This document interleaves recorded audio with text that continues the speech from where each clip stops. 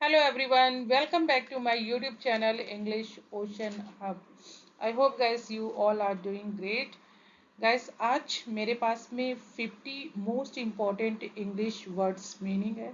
इसमें word meaning के साथ साथ इसका प्रोनाउंसिएशन भी है, प्लस ये पार्ट ऑफ स्पीच का क्या है, मतलब एडजेक्टिव है, नाउन है, वर्ब है, एडवर्ब है। तो ये पर्टिकुलर वर्ड मीनिंग है क्या वो भी मैंने बताया है, और प्लस गाइस इसका मैंने एक एग्जाम्पल भी लिया है कि सेंटेंस में इस वर्ड मीनिंग को आप कैसे यूज करोगे, क्योंकि वर्ड मीनिंग तो बहुत सारे वीडियोस आपको मिल जाएंगे, लेकिन सेंटेंस में कैसे यूज करना है ये मेरे पास में काफी कमेंट आते हैं कि मैम सेंटेंस में यूज करना कैसे है इन वर्ड्स मीनिंग को, उस वो भी दीजिए। तो इसी चीज को माइंड में रखते हुए मैंने ये वीडियो आज की क्रिएट की है। आई होप ये आपको पसंद आएगी। तो चलिए without further ado let's get started today's video. First है गाइस टीडियस। आपने बहुत सुना होगा कॉन्वर्जेशन में, अगर पॉडकास्ट वगैरह आप सुनते हैं। टीडियस टीडियस का मतलब होता है उबाऊ।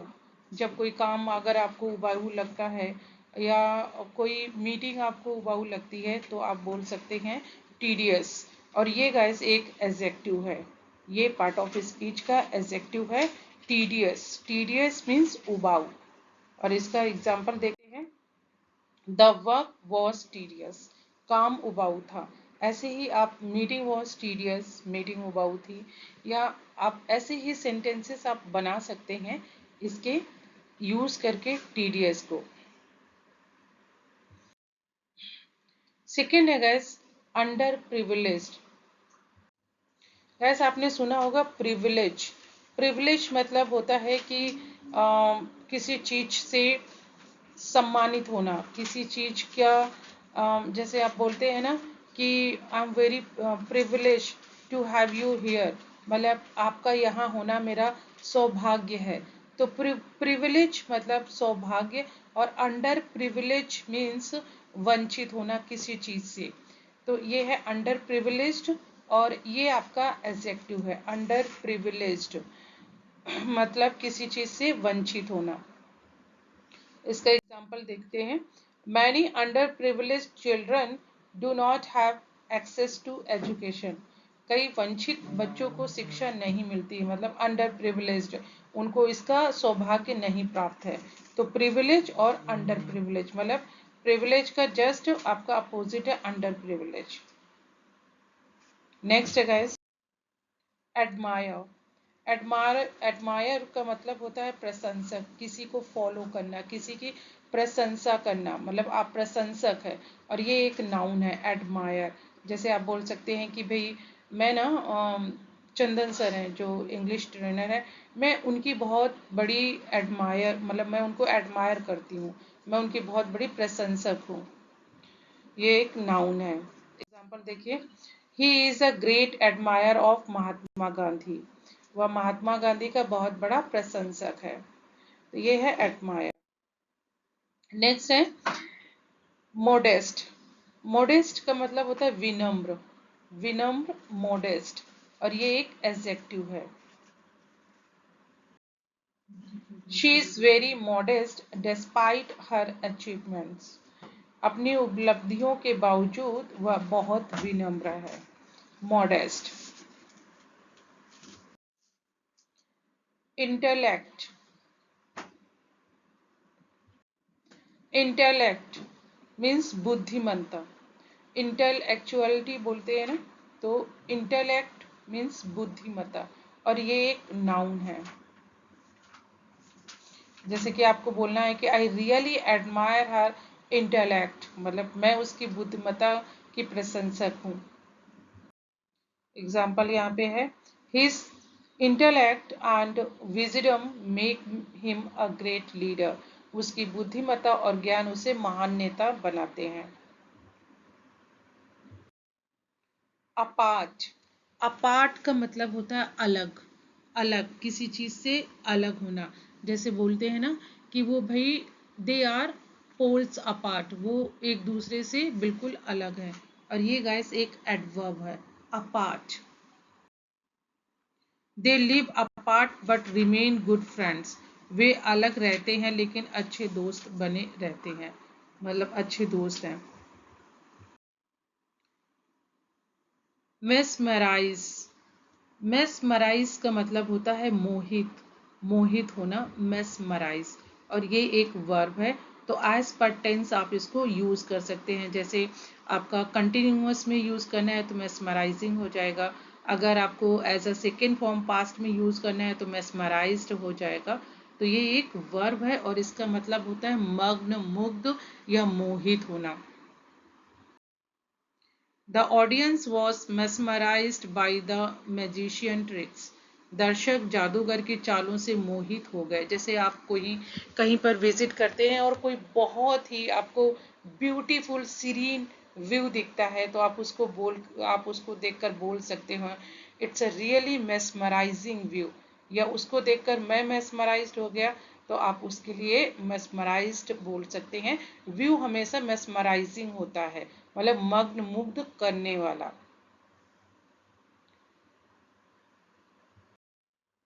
नेक्स्ट है मस्टर। मस्टर का मतलब होता है जुटाना, जुटाना, मस्टर, और ये एक वर्ब है। तो अगर पास्ट में यूज होगी तो मस्टर्ड हो जाएगी, और अगर आपका कंटिन्यूअस में यूज होगी तो मस्टरिंग हो जाएगा। जैसे कि he mustered the courage to propose to her, उसने उसे प्रपोज करने का साहस जुटाया। बोलते हैं ना, आई मस्टर्ड द करेज, किसी चीज के लिए साहस जुटाना। और मस्टर्ड की जगह कई लोग गैदर्ड का भी यूज करते हैं। आई गैदर्ड द करेज, वो भी होता है, जुटाना ही होता है, साहस जुटाना। नेक्स्ट है गाइस कन्फेस। कन्फेस का मतलब होता है स्वीकार करना, कन्फेस करना, स्वीकार करना, और ये एक वर्ब है। बोलते हैं ना कि उसने अपनी मिस्टेक को कन्फेस किया। एग्जाम्पल है the thief confessed his crime in court, चोर ने अदालत में अपना अपराध स्वीकार किया। और ये कन्फेस है, वर्ब है, इसलिए एज पर टेंस आपका चेंज हो जाएगा। नेक्स्ट है स्कॉफ। स्कॉफ का मतलब होता है हंसी उड़ाना, किसी का मजाक उड़ाना, हंसी उड़ाना। वैसे भी बहुत सारी दूसरे वर्ड्स भी हैं, जैसे मॉक है, मॉक का मतलब भी होता है हंसी उड़ाना किसी की, और ये एक वर्ब है। एग्जाम्पल देखिए, he scoffed at my idea but later he realize it was right, उसने मेरी सोच का उपहास किया लेकिन बाद में उसे एहसास हुआ कि ये सही था। उपहास मतलब कंफ्यूज मत होइएगा, उपहास भी होता है ना, किसी का मजाक बनाना। और ये जो आप देखते हैं ना, स्कॉफ के बाद एट का यूज होता है, जैसे कि आपने देखा मॉक एट होता है। नेक्स्ट है क्यूरियस। क्यूरियस का मतलब होता है जिज्ञासु, किसी चीज के प्रति कुछ इच्छा आपकी होना। जैसे कि अगर आपको किसी कोई चीज सीखने की क्यूरियसनेस है, मतलब जिज्ञासा है आपको कुछ सीखने की, ये एक एडजेक्टिव है। The child was curious about the new toy, बच्चा नए खिलौने के बारे में जिज्ञासु था। इंटेंशन, इंटेंशन का मतलब होता है इरादा, और ये एक नाउन है। He had no intention of hurting you, उसका तुम्हें चोट पहुंचाने का कोई इरादा नहीं था। और गैस इंटेंशन ऑफ उसके बाद जब भी वर्ब आती है वो आईएनजी फॉर्म में आती है, चिरन में। क्लमसी। क्लमसी का मतलब होता है अनाड़ी, अनाड़ी या बेढंगा, जिसको कि मतलब अगर किसी लड़की के बारे में बात करें कि वो बहुत ही क्लमसी है, शी इज़ वेरी क्लमसी, तो क्लमसी का मतलब क्या हुआ कि ना तो उसको बोलने की अकल है, ना तो उसको कपड़े पहनने की अकल है, ना तो उसको कैरी जो भी स्टफ वो कर रही है उसकी अकल है। तो क्लमजी मतलब एक अनाड़ी आदमी, जिसको किसी चीज का बिल्कुल भी कोई एडिकेट्स नहीं है, तो उसको बोलते हैं क्लमजी। एग्जाम्पल देखिए, he is very clumsy and drops everything, वह बहुत अनाड़ी है और हर एक चीज गिरा देता है।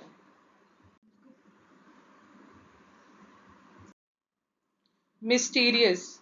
मिस्टीरियस एडजेक्टिव है और इसका मतलब होता है रहस्य, रहस्यमय, mysterious. There was something mysterious about him, उसमें कुछ रहस्यमय था। मिस्टीरियस जैसे हम बोलते हैं कि भाई वो जो पुराना घर है ना वो बहुत ही मिस्टीरियस है, तो मिस्टीरियस मतलब कुछ रहस्यमय, जिसके पीछे कुछ ना कुछ राज छुपा है। हार्श, हार्श का मतलब होता है कठोर, और ये एक एडजेक्टिव है, harsh. His words were harsh, उसके शब्द कठोर थे। ग्रैटिट्यूड, ग्रैटिट्यूड का मतलब होता है आभार, जब आप किसी के प्रति कृतज्ञ होते हैं, ग्रैटिट्यूड अपना एक्सप्रेस करते हैं, ये एक नाउन है। He expressed his gratitude to his teacher, उसने अपने शिक्षक के प्रति आभार व्यक्त किया। मतलब जब आपको थैंक यू बोलना होता है तो थैंक यू का बड़ा भाई ग्रैटिट्यूड है, आप बोल सकते हैं। इनॉर्मस, इनॉर्मस का मतलब होता है बहुत बड़ा, विशाल, और जैसे इसके आप सिनोनियम्स देखेंगे तो use,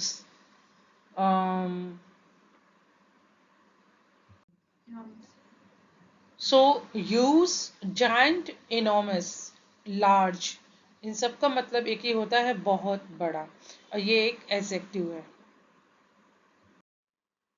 the elephant is an enormous animal, हाथी एक बहुत बड़ा जानवर है। नेक्स्ट है गाइस लॉयल, लॉयल होता है वफादार, और ये एक एडजेक्टिव है, लॉयल, लॉयल से लॉयल्टी बनता है, वफादारी।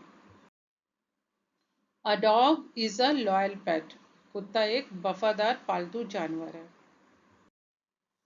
नेक्स्ट है डेस्परेट, डेस्परेट का मतलब होता है हताश, उदास, निराशाजनक, डेस्परेट, ये एक एडजेक्टिव है।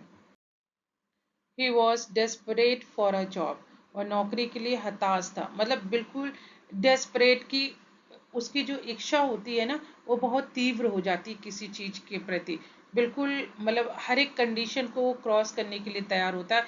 जैसे कि वो बहुत ही डेस्परेटली आपका वेट कर रहा था, तो बहुत ही तो किसी चीज के लिए बहुत डेस्परेटली इंतजार करना, मतलब उसको अब आप कह सकते हैं कि सब्र नहीं होता है, बिल्कुल हताशा उसके अंदर आ चुकी है। डिलाइटफुल, डिलाइटफुल एक एडजेक्टिव है और इसका मतलब होता है आनंददायक, खुशहाल, आनंददायक, delightful. The weather is delightful today, आज का मौसम आनंददायक है, डिलाइटफुल। फ्राइटेंड, फ्राइटेंड का मतलब होता है डरा हुआ, और ये एक एडजेक्टिव है, frightened. She was frightened of the dark, वह अंधेरे से डरी हुई थी। नेक्स्ट है ह्यूमिलिएट, ह्यूमिलिएट का मतलब होता है अपमानित करना, किसी की इंसल्ट करना, किसी का शोषण करना, ह्यूमिलिएट, और ये एक वर्ब है। तो जैसे किसी का शोषण कर रहे हैं तो जैसे हम बोलते हैं ना स्टॉप ह्यूमिलेटिंग हर, ये एज पर टेंस आपका चेंज होता रहेगा। डू नॉट ह्यूमिलेट अदर्स, दूसरों को अपमानित मत करो या दूसरों का शोषण मत करो। स्केप्टिकल, स्केप्टिकल का मतलब होता है संदेहपूर्ण, संदेहपूर्ण, स्केप्टिकल, और ये एक एडजेक्टिव है। चलिए इसका एग्जांपल देखते हैं। Sceptical, he was sceptical about the plan, वह योजना को लेकर संदेहपूर्ण था, स्केप्टिकल।